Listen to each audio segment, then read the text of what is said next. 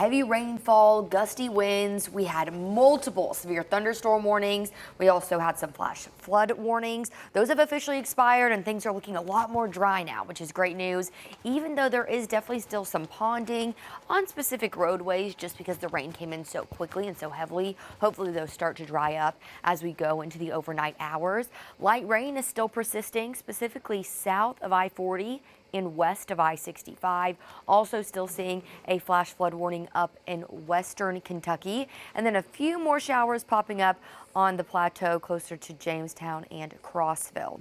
Now with this rain, there was plenty of it. Most of this really fell within the last 12 hours, but coming down over near Franklin, about 3 inches of rainfall, about 1.5 inches in Columbia, almost 3 inches down in Giles County near Pulaski, almost 2 in Putnam County, over 2 inches of rainfall closer to Erin, where we did have some special weather statements due to those thunderstorms, and then almost 2 inches of rainfall in Nashville. And storm reports, there is a plethora of them across the mid-state and southern Kentucky. Some of the most intense were actually down in Nolensville, where we did have that flash flood warning lasting until about 7:30 this evening.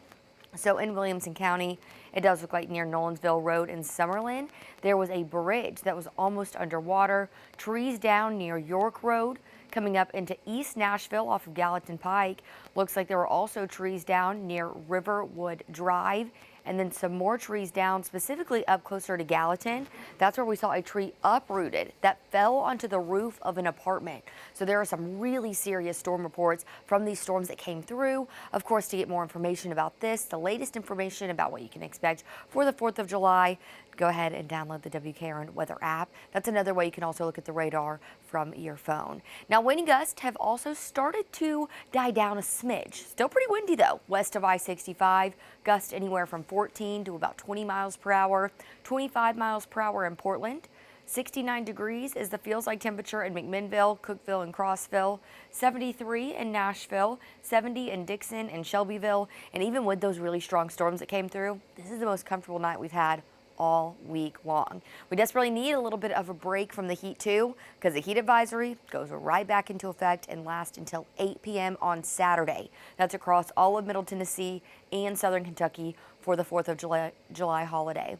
So by 8 a.m. tomorrow, feels like the lower 80s, feels like the mid 90s by lunchtime tomorrow, feels like the triple digits, like 102 in Nashville, Dixon, and Clarksville by 5:30 tomorrow night.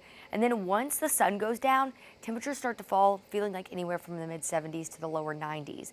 As far as storm chances go, things are kind of up in the air as far as storms tomorrow afternoon.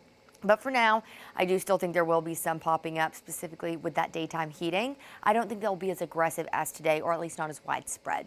So by 5 a.m. tomorrow, maybe a little bit of light rain continuing to last. This will last east of I-65, clearing out, giving us a little bit of time without rain, and then some scattered showers and storms are possible as we go into tomorrow afternoon and evening. I do think once the sun goes down, fingers crossed, we won't see as much action. That would be really helpful, especially for all of the fireworks shows that are going to be happening across Middle Tennessee. So by noon, temperatures will be in the lower 90s, feeling like the mid to upper 90s though, then making it into the upper 90s by the heat of the day, but feeling like the triple digits, and then temperatures fall into the mid 80s by 9 p.m. Now Sunday looks a couple of degrees cooler. You won't really be able to tell a difference with temperatures in the lower 90s, but scattered storms will stay in the forecast as we go into the next 7 days. So just be prepared for these afternoon thunderstorms to be on the calendar as we go throughout the first half of July with these temperatures that are staying very steamy outside.